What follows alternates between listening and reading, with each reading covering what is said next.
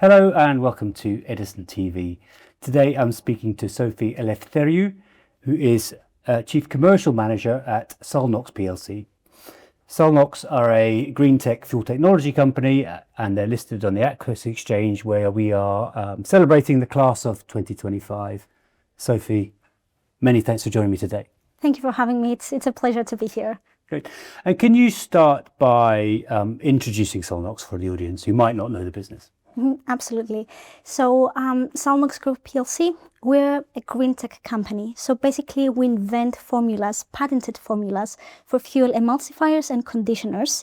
And the idea is that we aim to use those products to improve the efficiency and the environmental impact of any fuel, any liquid hydrocarbon fuel, even biofuels. Now, it's important to say that our flagship product, which is called Sulnox Eco, which is what users may know it in the industry, it's basically designed to help the fuel burn more cleanly and more completely. And this basically means three key benefits to the users. So first and foremost, it's by improving fuel efficiency, it's improved combustion, and then reduced consumption and reduced fuel costs as well. And we've seen reductions in the region of 5% in marine applications and even up to 15% in land generator applications. So that's great savings for users. We've also seen reduced emissions. This includes reduced CO2, SOx, NOx, even particulate matter, which we've seen even completely disappearing, up to 90% reductions. And just a bit more background on that, particulate matter is the pollutant behind more than 4 million premature deaths a year globally. So a really significant emission reduction there. And one more benefit to the users that comes with this improved combustion is, of course, a more improved engine performance long-term, which is associated to lower maintenance costs along the way. So that's in a nutshell what our product does. That's very helpful, thank you. And sort of looking structurally, we've seen, I guess, the ebb and flow of the trend towards electrification, and that sort of reversed a bit. I mean, Yes. where do you see the underlying dynamics for liquid fuel combustion, and also which sectors offer the greatest potential for you going forward? Yeah, so electrification, I'd say, is definitely part of the future. It's coming, but we believe that the transition, and it's no secret, the transition is not imminent and it's not universal. If we look at industries, for example, such as the marine industry, mining, rail freight, heavy industries, they will remain heavily reliant on fossil fuels. If we look at their operations structurally, they're using internal combustion engines, and the installed base of those engines globally is enormous. So the point here is that even under very, very aggressive net zero scenarios, those internal combustion engines and those liquid hydrocarbon fuels will still be used in the industry. And now if we couple that together with the fact that many of the alternative fuels are still years from being practically available at scale, then this presents a great opportunity for us, for companies like ours that work on improving the existing fuel mix, the existing fuels, the liquid hydrocarbon fuels in essence. And to your second part of the question, key markets for us, I would say, are basically the marine market is a pretty big one, mining, commercial fleets globally, power generation as well. And we do focus on these markets because if we look at their operations, fuel is one of their largest operating costs. So even small percentage improvements means meaningful savings for those users. So these remain to be some of our key focus areas, I would say, key industries globally. That's very clear. Thank you. So how big is the addressable market for your products? Is there any data out there that can help us size how big the opportunity is? Yeah, so that's actually a great question. Thank you. We had about a month ago published by an independent research source a piece saying that the total addressable market for us could be in the region of £40 billion. And that comes to no surprise to us, to be honest, because if we look at our product and the fact that it works with any liquid hydrocarbon fuel, with any engine on the planet. And we are able to basically influence 70% of the global oil usage. So that definitely translates it into a very big potential, a very big addressable market for us.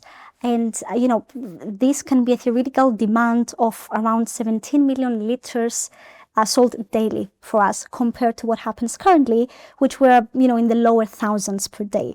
So this just goes to show that it's a massive market for us, great potentials, and we're just looking forward to keep capturing this with the right partnerships as we grow bigger.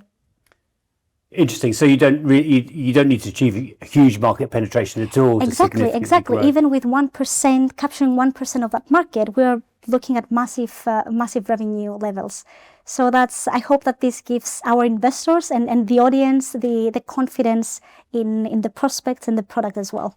And then looking to the medium long-term business plan for the business, what is your vision for where Sulnox will get to, in terms of market penetration, industries, and so on? What do you hope this business will look like in a number of years' time? Yeah, absolutely. So first and foremost, I would say success for us in a few years' time means very meaningful market penetration in key global markets.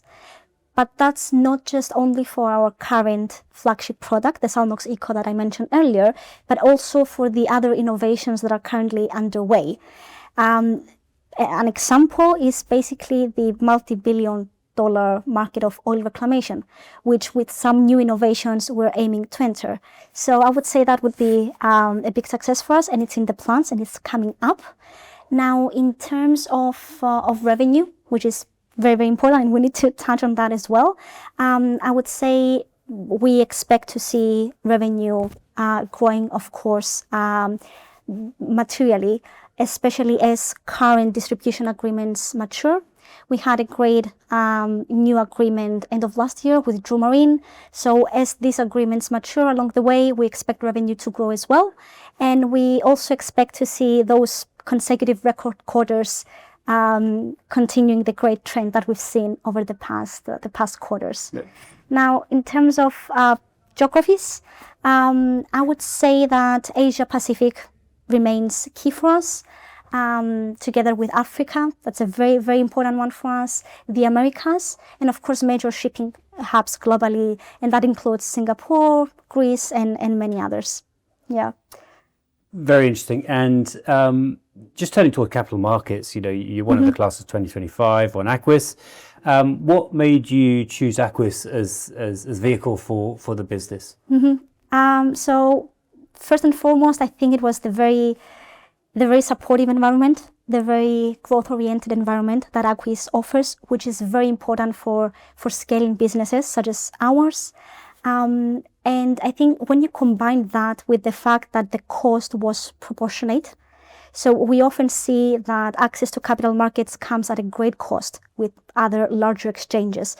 With AQUIS, that was not the case. So it was very, very logical. It was very proportionate. We're also very happy with the framework that AQUIS promotes. So I think really AQUIS understands small companies that have international ambitions and that they want to grow through partnerships. And really, it's a great balance of, I would say, flexibility, credibility, and visibility to investors as well, which is what we're all after at this stage. And digging into that in a little bit more detail, in terms of the specific benefits, in terms of access to capital, access to partnerships, and as you said, the visibility. Can you articulate the benefits you've seen in a little bit more detail? Yeah, absolutely. So since listing, we've seen great visibility. We've seen that when we negotiate contracts, for example, with our commercial partners, the discussions and the negotiations are much more straightforward. So they do value this credibility and this transparency and the governance reassurance that comes with it, and definitely great access to a good base of retail and specialized investors. So I think those three were the key tangible benefits. And looking ahead now with the acquisition by SIX, we are very excited for what's coming up, and potentially opening the doors to Swiss and Spanish investor bases as well. So yeah, great benefits accumulated so far, and then for the future as well. Perfect. And what would you say to other development stage businesses who are considering AQUIS as a listing option? Yeah. Oh, I would tell them it's a great home for your ambitions. So from our experience, as I said, a very supportive environment. AQUIS understands small scale businesses that want to grow. It offers this great balance of credibility, its flexibility, its visibility, and the right support. And it's events like this that really prove how valuable AQUIS' support is. So I would say go for it. AQUIS is a great home for your ambitions. Just be clear about your strategy and your I would say capital roadmap, and go for it. Perfect. Yeah. Sophie, many thanks for joining me today. Thank you very much for having me. Pleasure.